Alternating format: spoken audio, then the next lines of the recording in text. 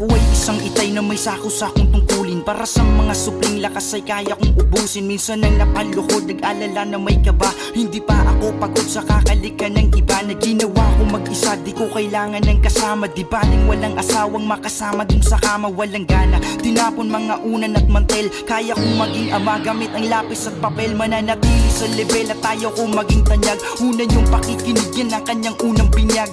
Natuto maglakad kaso hindi yung literal. Dinayo ng aking anak mga iba't ibang lugar. Kapag ako ay kakanta balik tanaw sa pagluwal. Nabuo ang mga to sa isip, puso at dasal. Di ko kailangang ikasal na tulad ng iba. Tinuring ko kasing anak, mga gawa ko na kanta. Mahal kita, walang iba.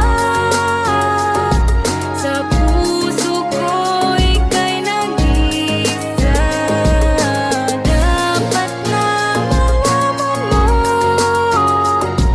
lahat ay gagawin ko alang-alang sa'yo. Nung sila iginawa, hindi ako nagmadali. Inisip muna ang lahat, iniwasang magkamali. Mga iba't ibang mukha na bigyan nila ng ngiti. At kahit saan papunta sa akin pa rin uuwi. Dumating ang mga araw na may galit sa mundo. Kasi minsan ang nasabihan na pangit ang anak ko. Ngunit di ko inisip to, dinama ko ang saya. Mas marami nagsasabi na sila ay maganda. Kaya payo ko sa'yo, di baling na magkautang. Kahit na anong edad, di pwede ka maging magulang tulad ko at nila na ngayon naging ama. Dahil sa pagmamahal at respeto sa aming kanta, kaya subukang gumawa at gawin mo ng matindi.